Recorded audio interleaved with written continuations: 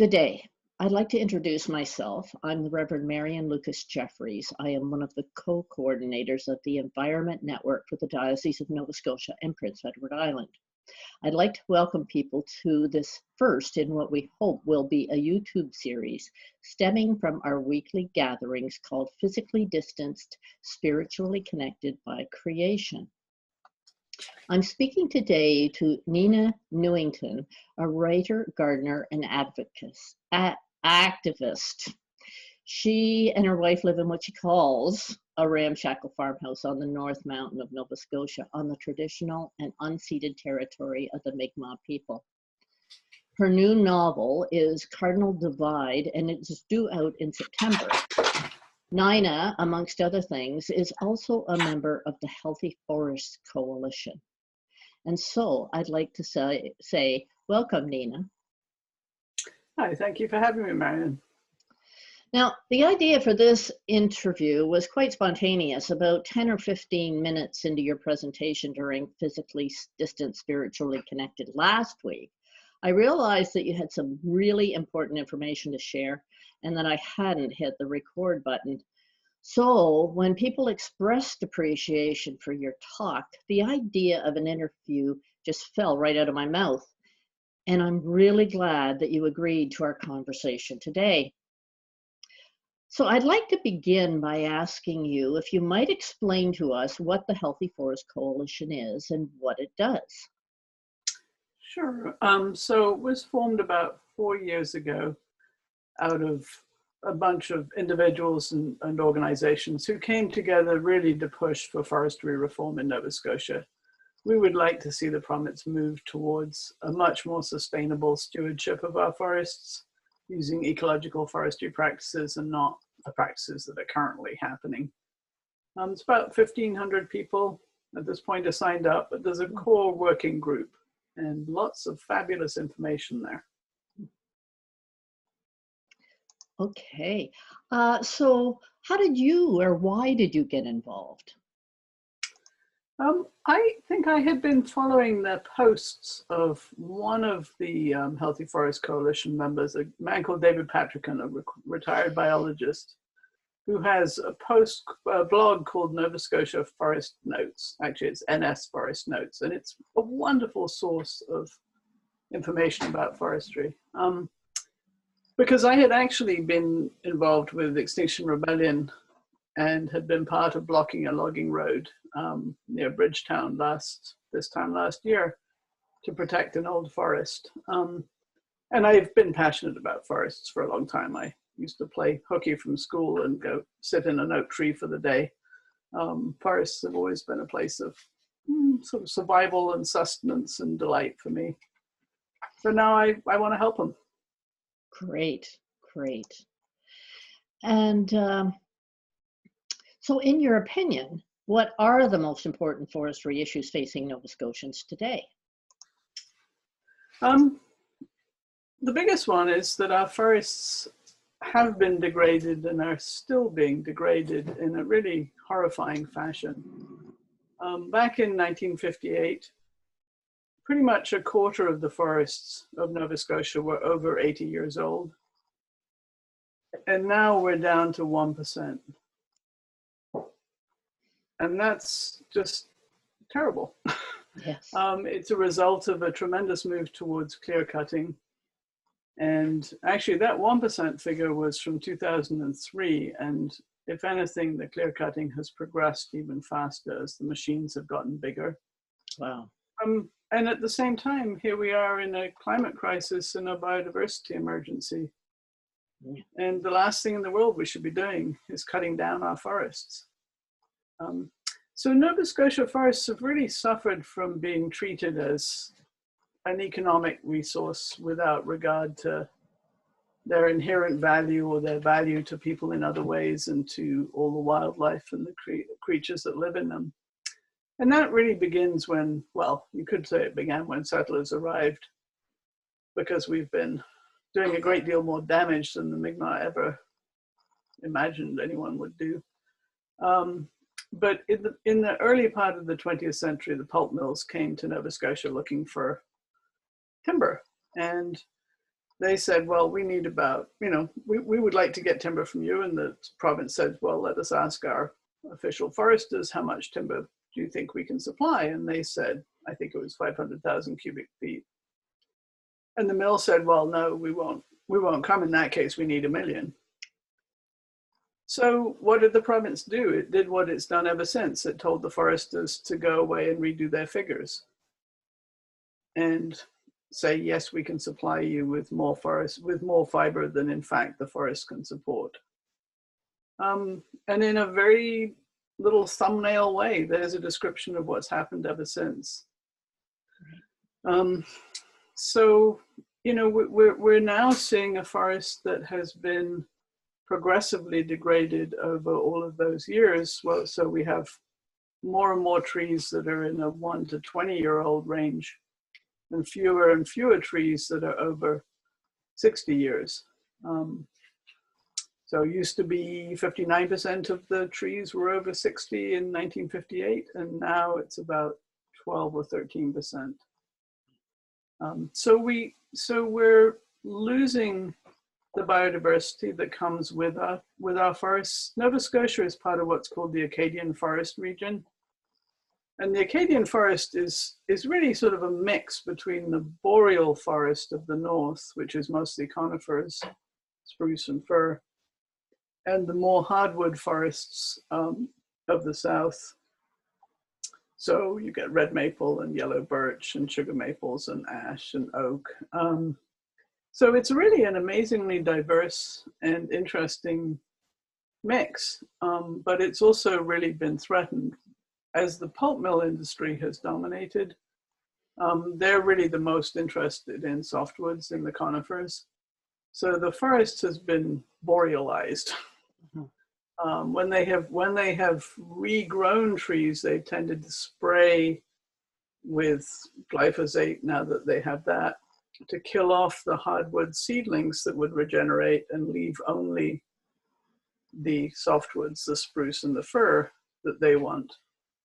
So gradually the forest mix has been degraded in that way.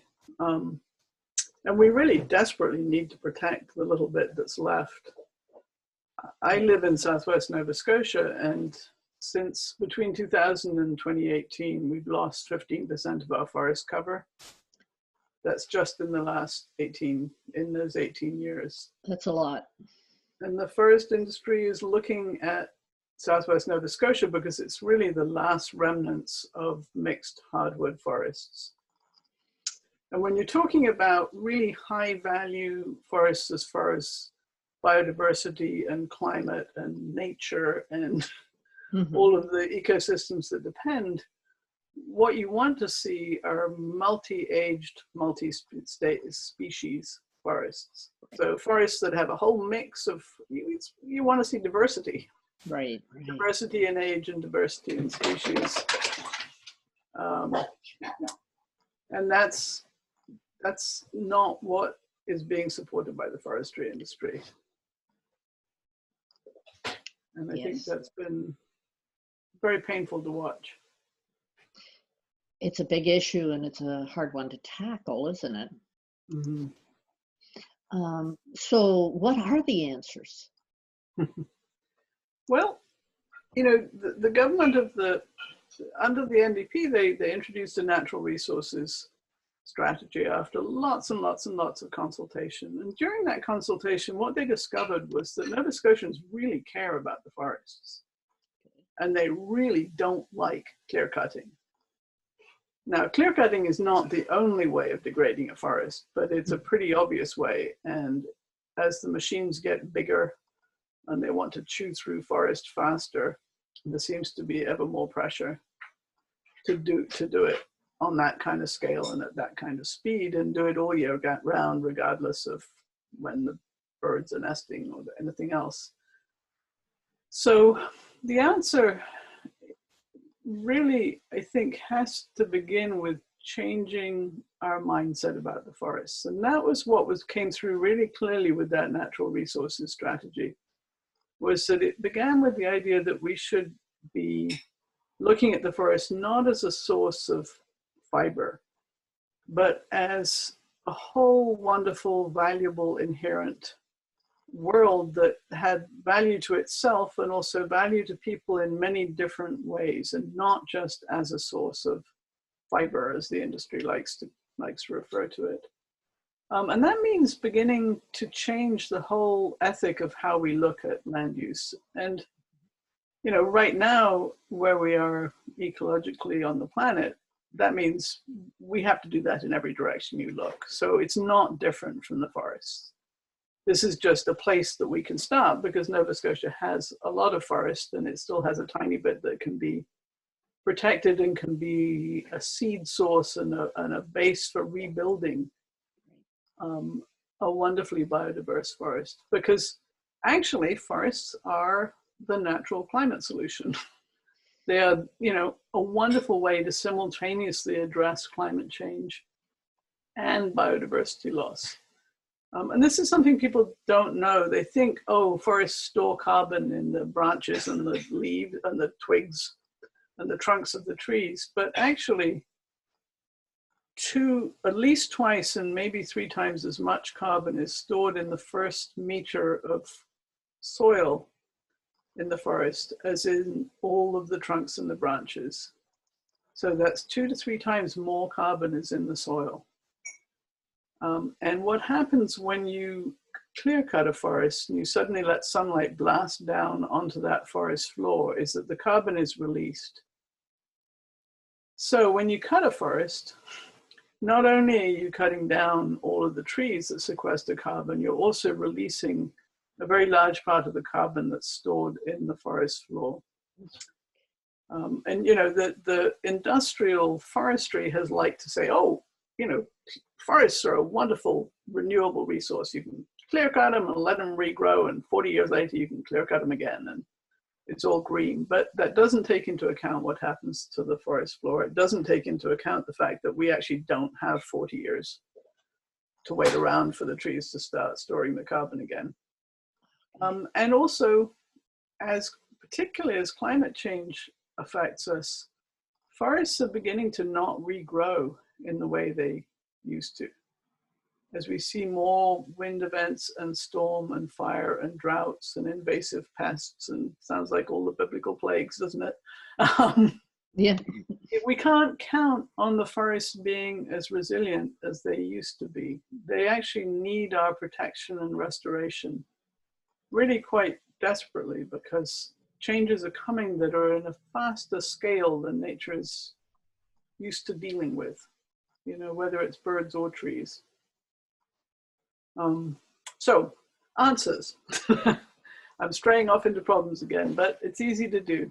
Okay, but what can the government do? Okay, well, the government actually could do a lot, because although they scrapped the natural resources strategy, they did commission the Leahy report. And the Leahy report actually says, really, as a primary value, the thing I was just addressing, it says we have to stop treating the forests as a source of fiber and start treating them as having tremendous ecological value, and that ecological value trumps everything. Leahy is very clear, this is no longer about balancing the environment and the economy. Mm-hmm. Saying, oh, well, we need to do this even if it destroys the environment. He says, no, we have to put the environment first. We have to put the protection of ecosystems. So we would love to see the government actually implement Leahy.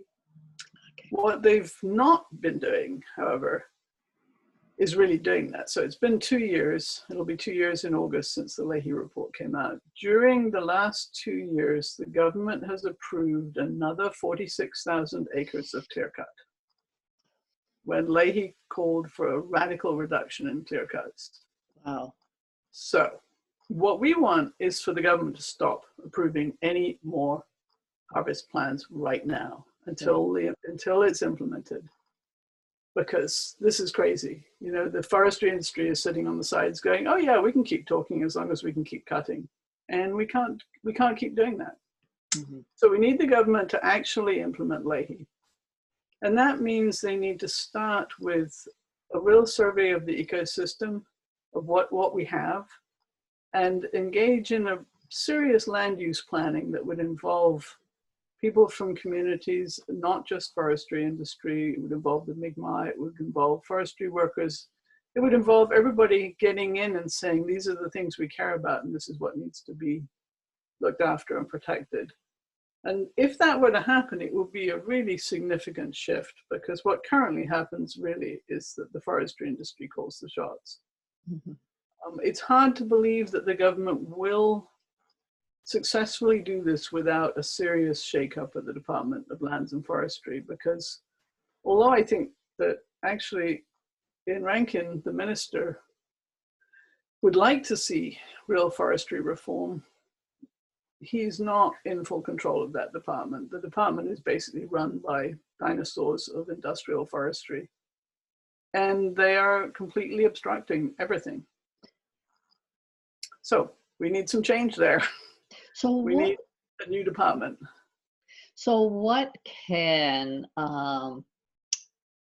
Anglicans, people in the church, and all of those people connected to the Environment Network do to support the cause? It's important. Well, I think being mouthy. Really, I'm good at that. Yeah, well, good on you. Me too. But we really need people to keep saying, we care about this, we're watching, we notice what's going on, we see that you haven't implemented, we hear that you've, okayed 46,000 more acres for clear cutting. Mm-hmm. And really stay on it. If there's an article in the paper they like about it, write to the paper and say, thank you for that. Contact, send a copy to your MLA. I mean, all of that stuff is really important, because without the swell of the voices of Nova Scotians, it's not going to happen. Mm-hmm. And with us, I think it will, because it has to. We can't keep doing what we've been doing. So join the Healthy Forest Coalition. There's 1,400 other people there. That's a good conduit of information. Periodically, we have campaigns, for example, the For the Birds campaign that we've got right now, which is asking at a federal level for a silent season in the woods when the birds are breeding. So no logging in the woods during breeding season. And we're asking people to write to the federal Minister of Environment and Climate Change. And you can find information about that on your Environment Network Facebook and on the Healthy Forest Coalition Facebook. Simple things, most people now have, many people now have phones with cameras. If you're driving along and you see a horrible looking clear cut along the side of the road, mm-hmm. pull over, take a photograph of it. If you have any GPS on your phone, great, okay. And post it on the Healthy Forest Coalition Facebook page. Post it on the Environment Network. Say, hey, this isn't okay. Yeah. Yeah. Because that's how it's going to happen. Well, I think it's important that we work together. I do too. And so I really want to thank you for this, for your time today. And I also really want to thank you for your words of wisdom and your commitment. Like, your commitment is incredible. And I'm on the Healthy Coal, or I'm on the Healthy Forest Coalition Facebook page right now, have been for a year or two, and really appreciate the information. And I get to share it sometimes on our Facebook page. I hope you'll share it. And I see you have been sharing now too, so that we can work together, because we're stronger when we can work together. And I really want to wish you the best. We will be keeping you and all of the members of the Healthy Forest Coalition in our prayers, and we will, under the Healthy Forest Coalition's guidance, continue to support and advocate with you. Thank you very much. Thank you. For everything you're doing. God bless.